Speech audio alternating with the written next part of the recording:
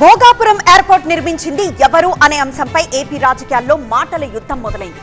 మా హయాంలోనే పనులు జరిగాయి కాబట్టి ఈ క్రెడిట్ మాదే అని వైసీపీ వాదిస్తుంటే 2019కి ముందు ఎయిర్పోర్ట్ భూసేకరణను అడ్డుకున్న జగన్ ఇప్పుడు క్రెడిట్ ఎలా అడుగుతారని టీడీపీ ఎదురుదాడి చేస్తోంది. ఇంతకీ ఎయిర్పోర్ట్ నిర్మాణం కోసం శంకుస్థాపన రాయి వేసిందెవరు? జగనా, చంద్రబాబా?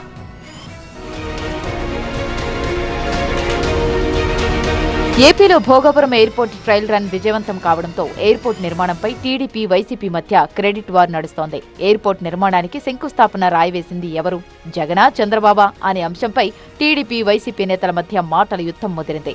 జగన్ వల్లే భోగాపురం ఎయిర్పోర్ట్ సాకారమైందని వైసీపీ నేతలు చెబుతుంటే, కాదు, చంద్రబాబు విజన్తోనే ఎయిర్పోర్ట్ పూర్తవుతోందని టీడీపీ నేతలు అంటున్నారు. 2023 మే 3న నాటి AP CM Jagan Bhogapuram airport నిర్మాణ పనులకు శంకుస్థాపన చేశారని, తర్వాత వైసీపీ హయాంలోనే భూసేకరణ పూర్తి చేయడంతో పాటు అన్ని అనుమతులు తెచ్చామంటోంది వైసీపీ.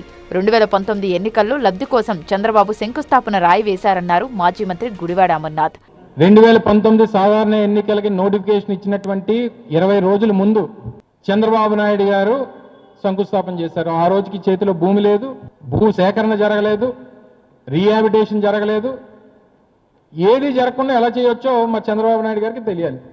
అవన్నీ మేం చేశాం కాబట్టి ఆ కేసులను అధిగమించి కావాల్సినటువంటి పర్మిషన్స్ తీసుకుని వచ్చి అవన్నీ మా ప్రభుత్వంలో మేము చేశాం కాబట్టి, జగన్మోహన్ రెడ్డి గారి పాలనలో ఆయన ముఖ్యమంత్రిగా చేశాం కాబట్టి మా ఘనతగా చెప్పుకున్నాం. ఏమైపోయింది? 6 లైన్ల హైవే విశాఖపట్నం పోర్ట్ నుంచి భోగాపురం ఇంటర్నేషనల్ ఎయిర్పోర్ట్కి ఈ 2 సంవత్సరాల్లో మీరు సాధించిందేంటి? అధికారంలోకి వస్తే మెట్రో అంటావు, ఎయిర్పోర్ట్ అంటావు, పోర్ట్ అంటావు. 2019కి ముందు ఎయిర్పోర్టుకు భూములకు ఇవ్వకుండా రైతులను జగన్ రెచ్చగొట్టడంతో ఎయిర్పోర్టు నిర్మాణం ఆలస్యమైందన్నారు మంత్రి కొండపల్లి శ్రీనివాస్. ఇక్కడ పెట్టాలన్న ఆలోచన ఉన్నప్పుడే వాళ్ళు ఎటువంటి వైఖరి చేస్తారన్న సంగతి కూడా మనం గమనించాలి. అసలు ఎయిర్పోర్ట్ గత తెలుగుదేశం ప్రభుత్వంలోనే మొదలైపోవాల్సిన పరిస్థితి. ల్యాండ్ ఎక్విజిషన్ చేయనివ్వకుండా రైతుల్ని డిమోటివేట్ చేసి, రైతులకి ల్యాండ్ ఎక్విజిషన్ ఇవ్వకుండా చేసి, రైతులకి వాళ్ళు పూర్తి స్థాయిలో ఇవ్వద్దు అని తెలియజేస్తూ ల్యాండ్ ఎక్విజిషన్ జరగకుండా చేసింది ఆ ప్రభుత్వం.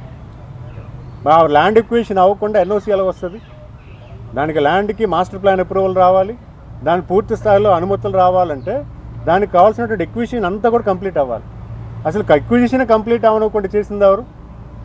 అది గత ప్రభుత్వం చేసినటువంటి, ఆ నాయకుడు చేసినటువంటి పరిపాలనలు ఉన్నాయి కదా. 2024లో కూటమి ప్రభుత్వం అధికారంలోకి వచ్చాక 1 ఎకరా భూసేకరణ చేయకుండా ఎయిర్పోర్ట్ ఎలా కట్టారని అన్నారు మాజీ మంత్రి పేర్ని నాని. ఎయిర్పోర్ట్కి నారా చంద్రబాబు నాయుడు గారికి ఏంటి సంబంధం?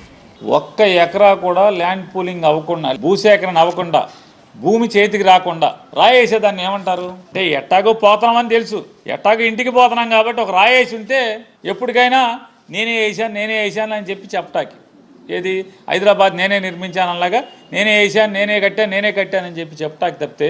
భోగాపురం ఎయిర్పోర్ట్ చంద్రబాబు ఆలోచనే అని, 2019లోనే చంద్రబాబు శంకుస్థాపన చేశారని, కానీ జగన్ ఎయిర్పోర్ట్ తెచ్చానని చెప్పుకోవడం విడ్డూరంగా ఉందన్నారు. ఈరోజు భోగాపురం ఎయిర్పోర్ట్ నా విజను, నా ఆలోచన, నా సృష్టి అని చెప్పడం అంటే అది నిజంగా చాలా దిగజారుడు రాజకీయాలు.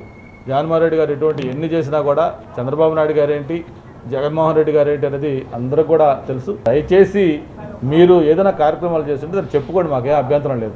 మొత్తానికి అటు టీడీపీ, ఇటు వైసీపీ ఏపీలో జరుగుతున్న అభివృద్ధి ప్రాజెక్టుల క్రెడిట్ తమ ఖాతాలో వేసుకునే ప్రయత్నం చేస్తున్నాయి.